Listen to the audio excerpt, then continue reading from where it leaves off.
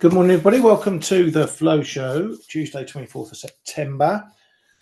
Nice to welcome you all here, all you lovely viewers. And we've got a few bits and pieces to get through today. Lots happening, a few kitchen sinks being lobbed around by central banks.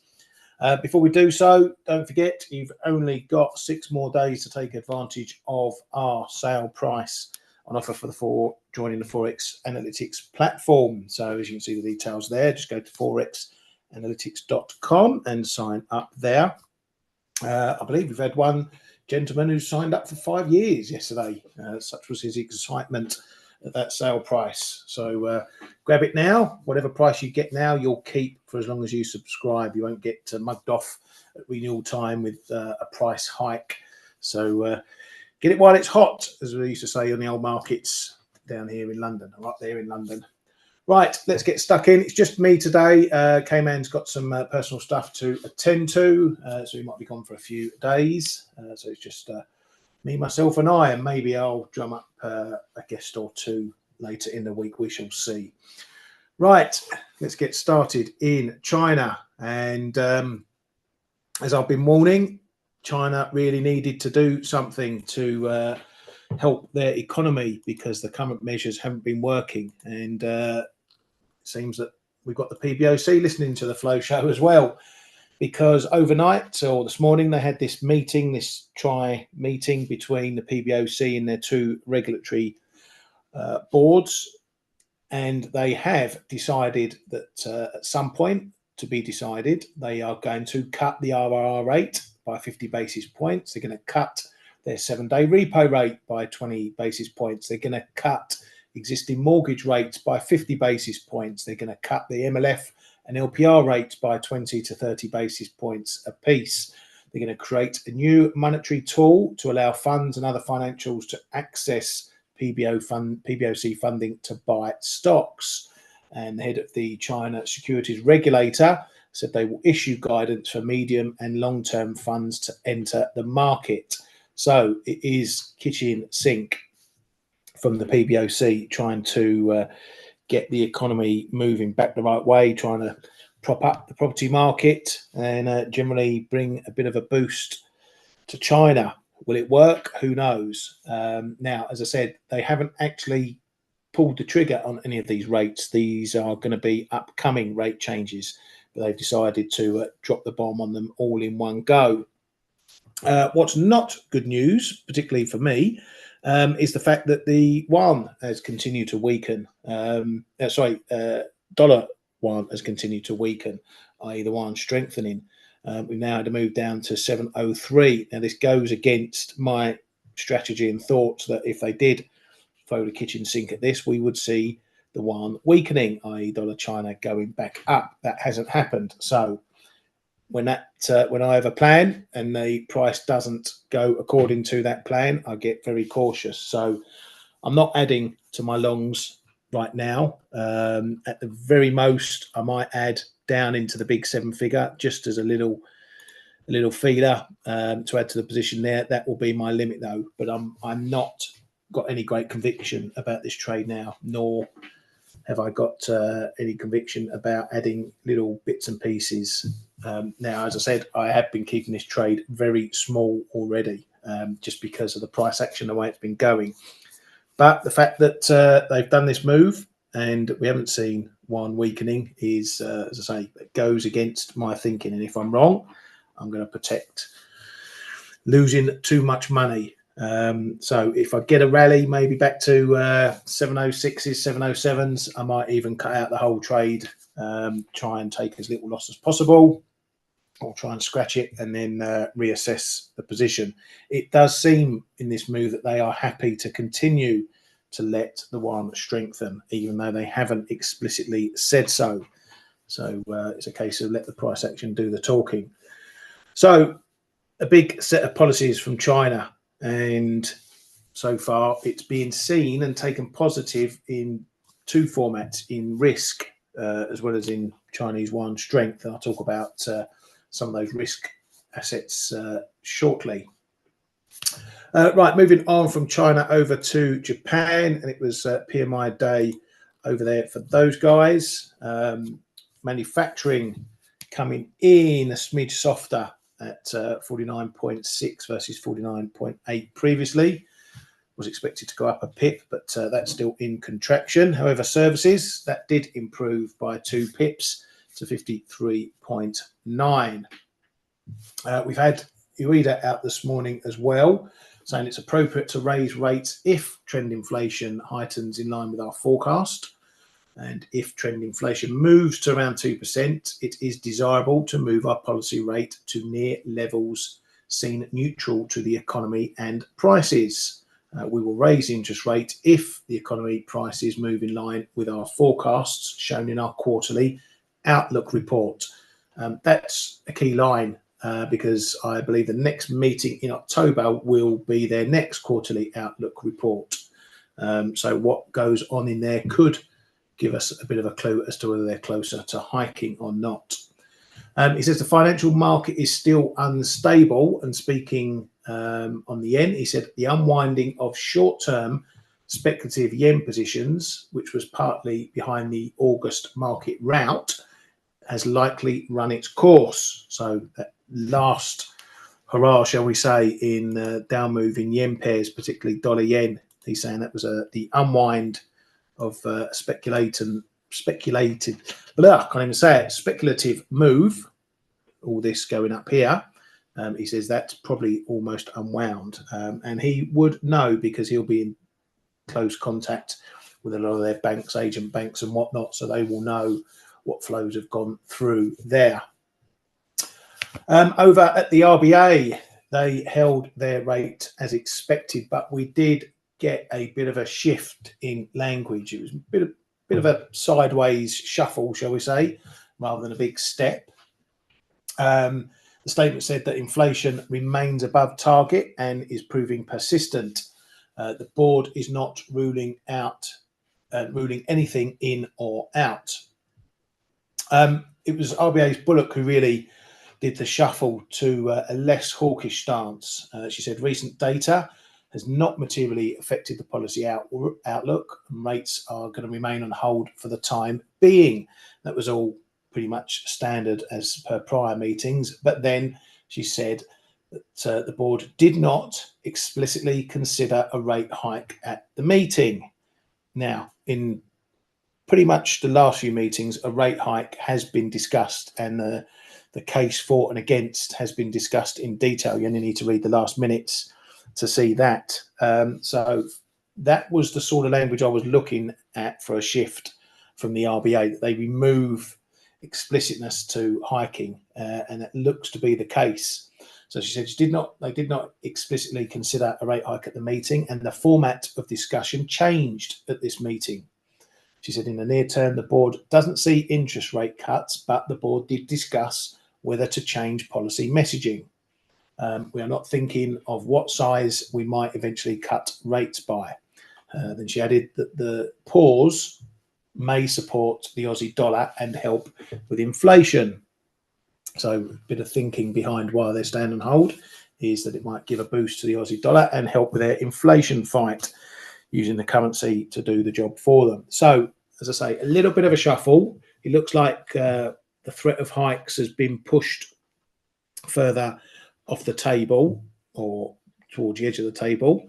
So, as suspected, it was always going to be a high bar for them to hike again, and it looks like they're coming to that conclusion as well. I still won't rule it out completely. They're going to keep the optionality, but the market has already been sniffing that move for quite some time. So we got a little bit of a dip in Aussie dollar over that. You can see exactly when that comment came out this morning, right in there. So Aussie dollar was just hitting its highs, and then those comments dropped, and well, we came down to near 68, though we have bounced back since. So a bit of a shift, but it's not changing anything much as far as Aussie dollar's concerned for now. Coming over to the UK, and we had CBI industrial trends orders. So this is more sort of manufacturing production data out yesterday while we were in the middle of the flow show. Came out minus 35. So again showing a bit of stinkiness, shall we say, not stickiness, for manufacturing in the UK. These numbers tend to be glass half empty most of the time anyway. But I couldn't tell you. Let's have a look, see when the last time it was positive. Oh, look at that. Back in 2022, the last time we had a positive number from there. So things aren't as bad as that's making out. But as I say, they're a bit of a glass half empty mob, the CBI. BOE's Bailey popped up on local news down in Kent and said inflation has come down a long way, but we still need to get sustainably to target. So keeping the rhetoric from the BOE meeting last week. A bit of data this morning from Germany. You won't be surprised to find out it was worse than it was last month. IFO business climate came in 85.4, down from 86.6, lower than expected. Current conditions, lower than expected, lower than last month. Expectations, though, came in as expected, but still lower than last month. So still no turnaround or any signs of a turnaround in Germany just yet. ECB's Lagarde says inflation hasn't quite been defeated. She said Powell and her talk, but they don't coordinate. All these central bankers having their little backphone conversations with each other. ECB's Muller says it's reasonable to expect more cuts if the outlook holds. Yesterday we got the S&P manufacturing and services data from the US, and probably the biggest take from that was that it wasn't an outright collapse in any of the numbers. Manufacturing did soften a bit to 47.9, was expected to rise. So it came in at 47 from the prior 47.9. Services, though, that did tick down, beat expectations, but it did tick down a couple of pips, but still a healthy looking number. The composite as well looking healthy too. So again, the market really took that as a sign that things aren't perhaps all that bad in the US after all. And we saw a further move on risk on the back of that, which I'll talk about in a moment. Fed heads were out in force yesterday. Fed's Kashkari says the balance of risks have shifted towards the risk of further labour market weakening, higher unemployment. He said the Fed's 50 basis point cut was the right decision and reflects progress on inflation and the softening of the labour market. But then he said 25 or 50 BP cuts, both would have been reasonable. Bostic says the economy has been normalising more quickly than previously thought, and monetary policy needs to as well. He supported a 50 pip cut as a compromise between remaining uncertainty around inflation and risks to the jobs market. He said a half-point cut at this meeting does not lock in a cadence for future rate cuts.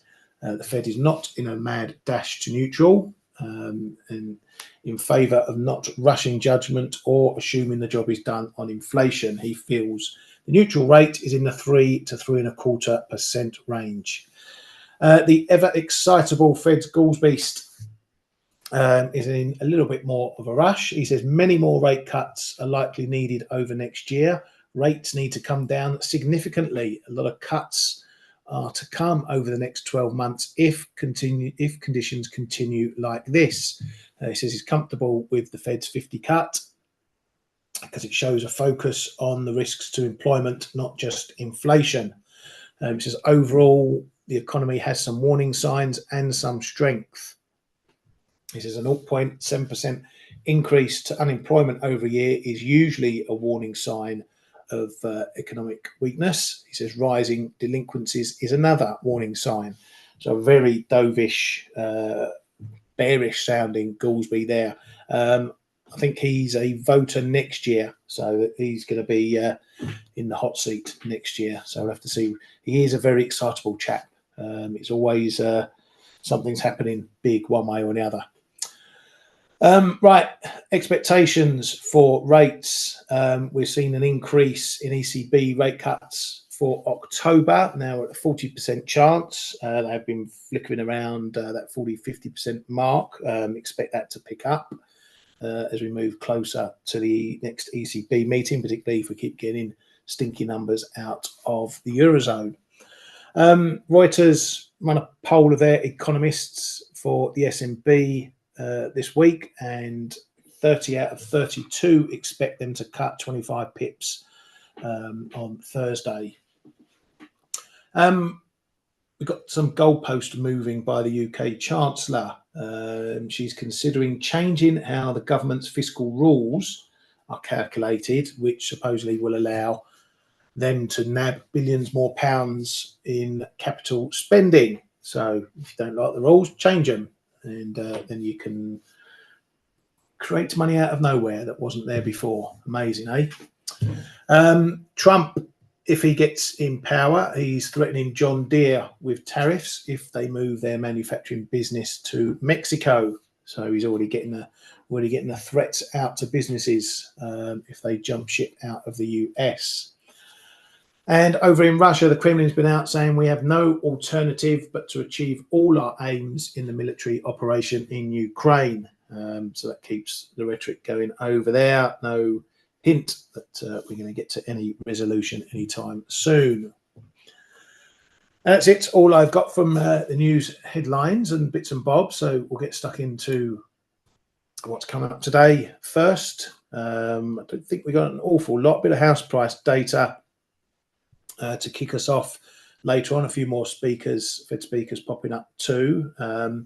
We do get the conference board consumer confidence number. So again, just coming so soon after the Fed, that might be a number that might get the market moving a bit if there's a big variation. Aside from all the components, the headline number, look for those inflation expectations as well. A little later on, we got Macklin popping up as well. Not sure what he's speaking about, but the last thing he spoke about, I think, was AI or something. So we'll see if he's got something to waffle on about. Right, so what's happening in markets? So really since the last couple of days, particularly yesterday and today, we're seeing a broad risk on move. So we're seeing commodities higher, we're seeing commodity FX higher, things like the CAD, the Aussie, Kiwi, you name it. If it's got strong commodity links, they're all gaining. So although in some places it looks like dollar weakness, that's more a mechanical move on what's going on in the broader market. Just to highlight the point quite clearly, I was looking at this morning, copper having a pretty decent move up this morning. So this may look a bit strange. It's coming as a bit of a surprise to me, because we've seen this risk move after the Fed have gone a big 50 basis point cut and started their cut cycle. Copper's up after the PBOC threw some kitchen sinks at their issues as well. So it seems the market is taking all these rate cuts not as a sign that central banks are cutting just to keep growth underpinned, particularly in the US, but they're taking these cuts as a sign that central banks are doing something to stop growth weakening further. So it's looking like it's a bit of a boon to growth for the future, i.e. these rate cuts will stoke growth rather than just stop it from falling. For right or wrong, the market's thinking behind that. As we know, the market's got bigger pockets than we have, so we just have to go with it for now. So we are seeing a rise in commodities, oil's up, commodities like copper's up as well. We've obviously seen gold still up around its all-time highs too. Silver was going up as well. So we are in a bit of an uplift in commodities and risk, as I say. Is it going to happen? Are all these rate cuts going to spur growth rather than just stop it falling? Who knows? Jury's out. But if you just base it on what the US has been doing, we're not seeing any horrendous numbers still. So it could be a bit of a tightrope before either things turn sour or indeed they might improve further. Certainly manufacturing needs to be the first thing that really turns around. If we start getting some positive numbers, early indications, particularly from the PMIs, then you're going to see a whole wave of moves into commodities and a whole big wave of risk on. So that's what I think the market is trying to play at the moment. It's going to have to rely on the data as to whether it's going to bear fruit or not. So as I say, that's what I think is really driving markets at the moment. So assets like Aussie dollar, as just said, they are gaining, and this one's bouncing back after that move from the RBA, creeping back up to the highs. Okay, I think it's a little bit held back from this shift in the RBA, but I wouldn't be surprised if we go on to tackle those highs again and maybe even take them out. It is quite a significant level up here into the higher 68s and 69s. It's an old fib from the 2021 swing down right in there, 68, 70s. Bit of an area as well, bit of a zone around that up into 69. So it's another big level. If we were looking at 68 being a big number when we were coming up here, 69's that little bit bigger. Okay, so we haven't yet still got a breakout in the Aussie. If we're above 69s, then I think we're cooking, and we're really going to have maybe a decent move on our hands. But it's all going to have to be driven by the data. Kiwi as well, that's in the same boat. It's got itself back above the 62.14 figure, coming up to test these prior highs that we had the last time we had a rally up here, up into the 63 figure. So if you manage to bust that out, it does look a quick return up here. So again, if it's got some oomph behind it, then we could be seeing a break there too, and these heading higher. So that's which way the snowball's rolling at the moment. Don't ask me what's going on in dollar CAD. It's all over the place still. At one point yesterday, looking like it was on the same train.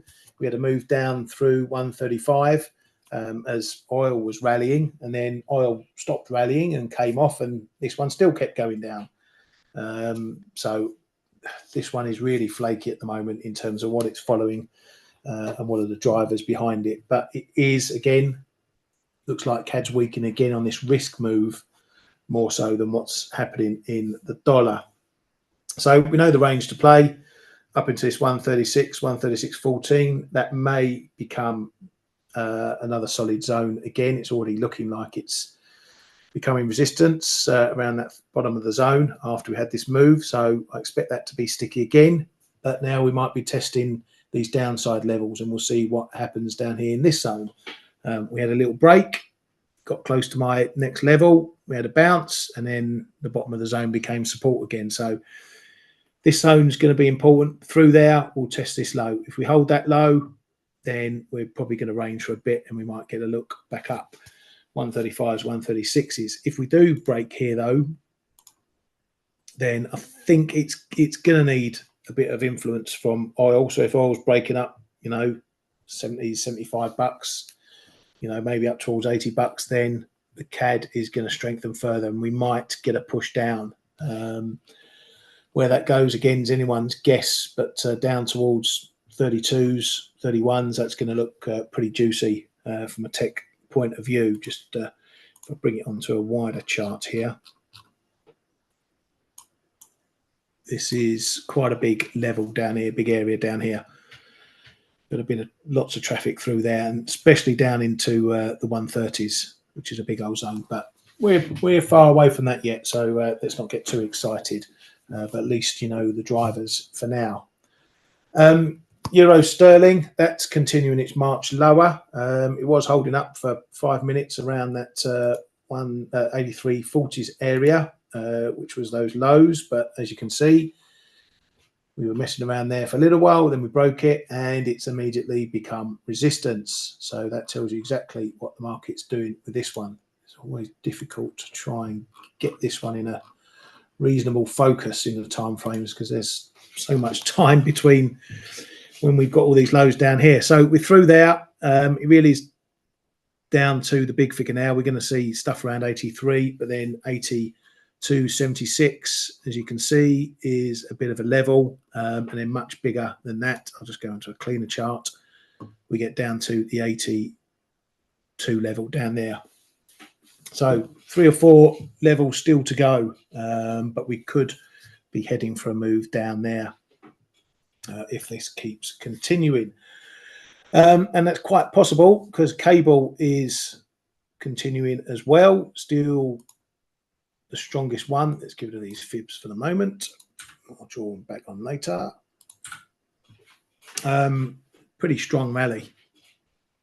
It shows no signs of stopping. 134 figure, we're always going to find a bit of trouble into. The cable, though, from a wider standpoint, is just really quite messy. It's not as clean in terms of the wider levels as some other pairs, just because it's seen a lot of action, obviously, over the last few years, what with Brexit, pandemics and the like. So 134, probably take the figures and half figures for this one as some of your main points, but otherwise get up to 135 to 136 is that's a bit of a big traffic area, so that'll be my main area to watch if we keep going on this one, but no signs of this pulling back just yet.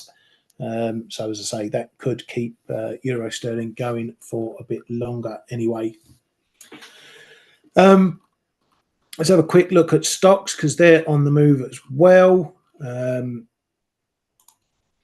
S&P, it's making fresh highs, or trying to make fresh highs anyway. Again, it's coming in. It's just nicked a high above this last one.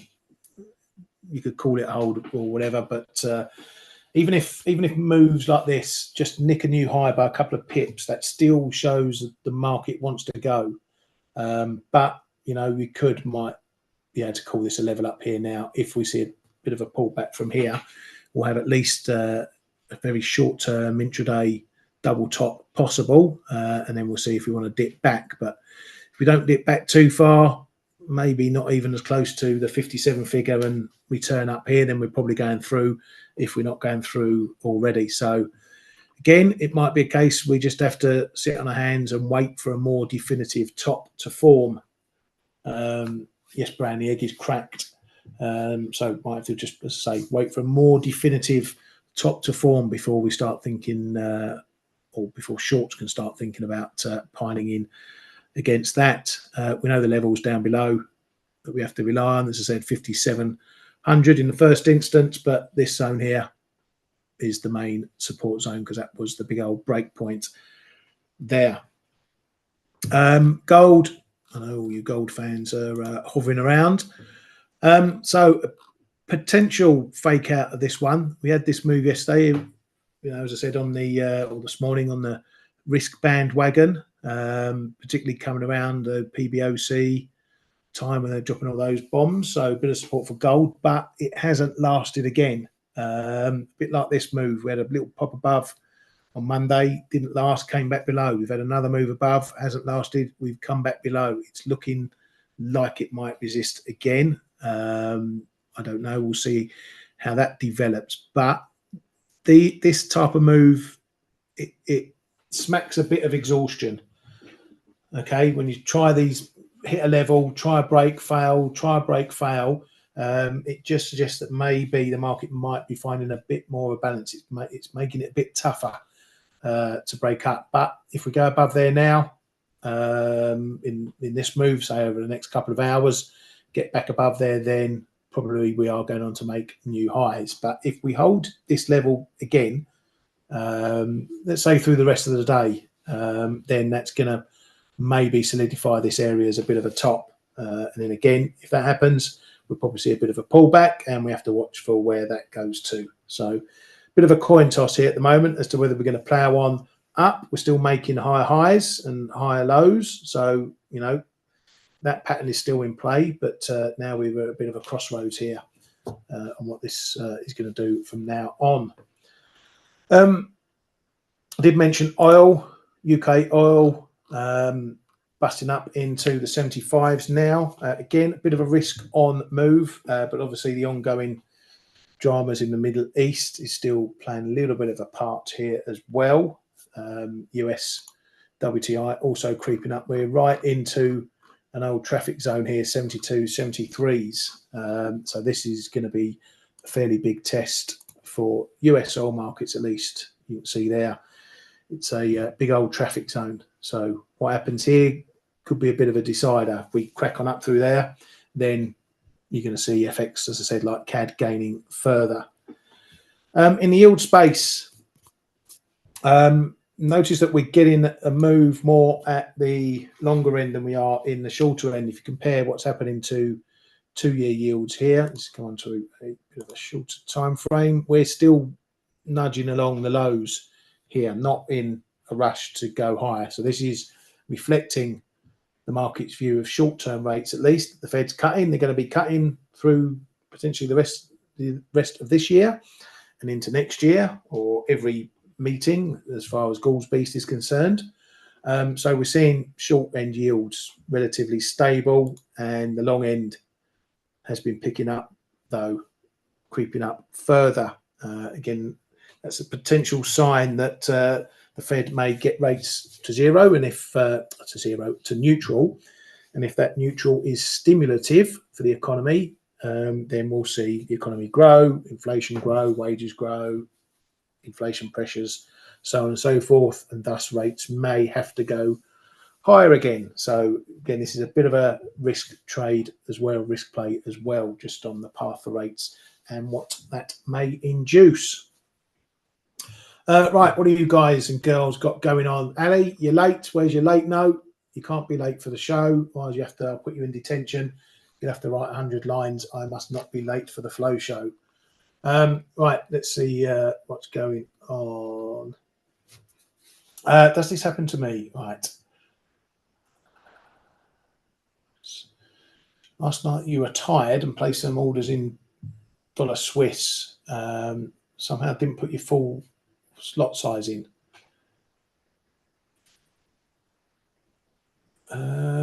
Not sure what you're saying there, Ali. You didn't do as much as you wanted to, or you did more than you wanted to.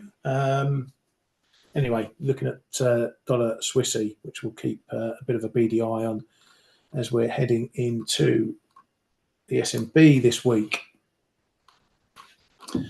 I keep this one fairly clean because I don't trade it an awful lot. I was looking to see if we did get a move back down to this low down here, maybe to try it, but we haven't got close to that. Still, well, I don't know if it's going to be possible over the S&P. Now, if they're going to cut, it's likely the Swissy weakens further. But we know where the trouble zone is above 85s, 40s, 50s, into that level up there, which has been resistance after we had a couple of goes at trying to break it. On the second attempt, we found it as resistance. So that's the upside level to watch. Down around these lows and into that low is where we need to watch on the downside. So really, in the middle here, it's a coin toss still. I think you've got to look at going with a break either side. If we're breaking down below this low, then we're going to be heading much, much lower. And conversely, if we're breaking up above here, then we're heading up towards that next zone, 87s, 87.5s, 88s. But be careful if that happens over the S&P, because the market's expecting 25, but there's a risk they go 50. If we do break above there on the S&P, going to 50, something like that, you'll need to make sure that that break is confirmed, or that break is solid. You don't want to get faked out by a quick move up and then think, yeah, it's going, and then 5 minutes later we're back under that level, and then you're caught offside. So probably one way, if you do break here on the back of the S&P, you want to wait for a confirmation. So retest that level and holding. Well, shit happens, Ali. You didn't place your full lot size, trade size. Don't worry about it. All you need to worry about is making money, and more so not losing money. So if you do that, it doesn't matter. Get the trade right. Don't worry about you didn't make X amount of dollars and cents and whatever on it. Okay, so if you get I'd rather be right and make a little than be wrong and lose a lot. Okay, so we all do things like that.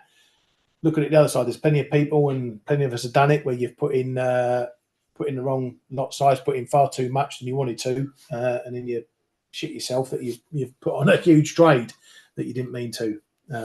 So yeah, don't beat yourself up about it. Just play the trade as you would whatever size you wanted in the first place, and just try and make some money off it, mate. You plan to go on Aussie on a break of 69. Long-term trade. well, I don't know. If you're going to go long at 69, don't you want to buy a dip at 68 and save yourself 100 pips, seeing as that's where the nearest support is? If we get a dip down there, yeah, it could be setting up for a break. That I will admit to, because this is, as I said earlier in the show, this is a decent level up here, 69s, but it stretches up a bit. Okay, so we've got a couple of highs in there, right into 69s, and then 69.80s. You've got another zone up there. So yeah, if you get a break, yeah, it could go. But again, you've got two ways of play it. You can go with the initial break, or you can wait for a retest and just get that confirmation. But like I say, might it be a bit more? Oh, you're already long. Okay, you're already long 68, 30, 40. Gotcha. No worries, mate. All good. Right, I'm going to call that a day for today, as far as that goes. This is on me Todd. So I think we've looked at enough. And don't forget, if you've got something you want to talk about specifically, put it up in the chat. I'll keep an eye on it, have a look, and we can look at any pair, any asset you want. Doesn't faze me what we look at. It's pretty easy to draw some lines. Right, have a great day, everybody. Trade safe, and we will see you all tomorrow. Thanks a lot.